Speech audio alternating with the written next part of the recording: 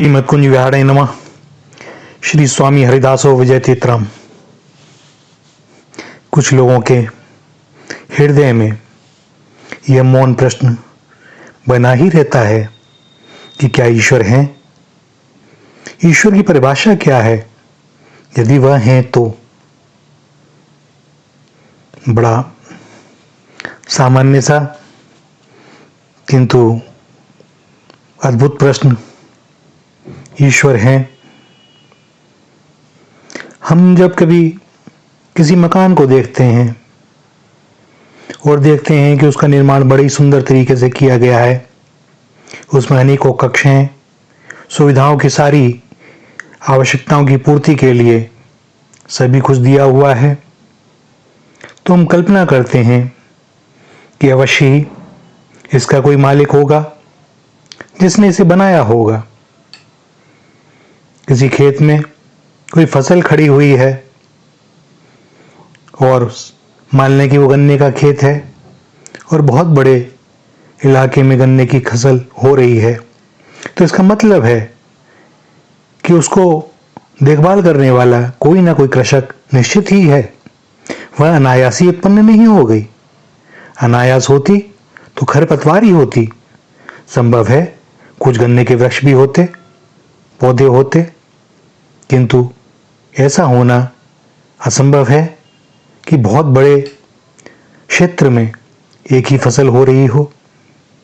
इसी प्रकार यह प्रकृति है। इस सृष्टि में, इस ब्रह्मांड में हम ही देखते हैं कि आकाश में अनगिनत असंख्य ग्रह नक्षत्र अपने अपने नियम में बंधे हुए परिक्रमा कर रहे हैं। आपस में एक दूसरे से टकराते नहीं। बड़ा प्रबल गुरुत्वाकर्षण है उनका। पृथ्वी पर ही, पृथ्वी भी अंतरिक्ष में ही, हवा में ही टिकी हुई है। समुद्र भी है, घूम भी रही है, अपने अक्ष पर भी घूम रही है और सूर्य की भी परिक्रमा कर रही है। किंतु महासागर का जल कभी ऊपर नीचे नहीं होता। ये पृथ्वी कभी बहती नहीं है। पृथ्वी से वह जल नीचे कहीं नहीं गिरता अंतरिक्ष में। ऐसे ही अन्य ग्रहों की स्थिति है। तो एक नियम के अधीन ये सब कुछ चल रहा है। एक नियम के अधीन वर्षा, शरद और ग्रीष्म की ऋतुएं चलती हैं। तो अवश्य इनके पीछे कोई ना कोई है। यह अनायास स्वतः ही तो नहीं हो गया।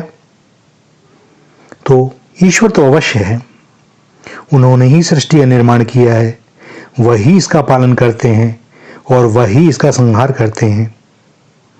आप कहते हैं मैं ईश्वर को देखना चाहता हूं, और जब आप उसे एक वस्तु की तरह देखना चाहते हैं तो वह सर्वव्यापी नहीं हो सकते।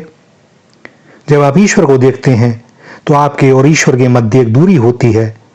तब आप ईश्वर नहीं होते, क्योंकि यदि आप ईश्वर हों तो आपको ईश्वर देखने की जिज्ञासा भी ना होगी, प्रश्न भी ना होगा। जिस प्रकार हृदय में प्रेम प्रकट होता है, उसी प्रकार ईश्वर भी हैं। आप वायु को नहीं देख सकते, लेकिन आप उसे अनुभव कर सकते हैं। आप सर्दी गर्मी को भी नहीं देख सकते, पर अनुभव कर सकते हैं। ईश्वर एकाकी वस्तु नहीं है। ईश्वर सबका योग है। जब सबका विलय हो जाता है, ईश्वर ही रह जाता है।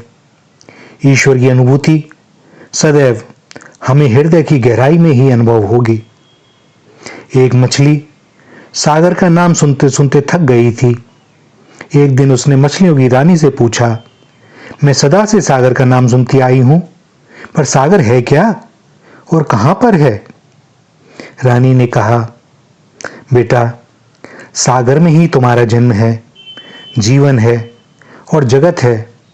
सागर से ही तुम्हारी सत्ता है। सागर ही तुम में है और तुम्हारे बाहर भी सागर ही है। तुम सागर से ही बनी हुई हो और इस सागर में ही तुम्हारा अंत है। यह सागर प्रतिक्षण तुम्हें घेरे हुए है। इसी प्रकार ईश्वर हम में से प्रत्येक को प्रतिक्षण घेरे हुए है और वास्तव में हमारे अंदर भी चेतन तत्व के रूप में वही है।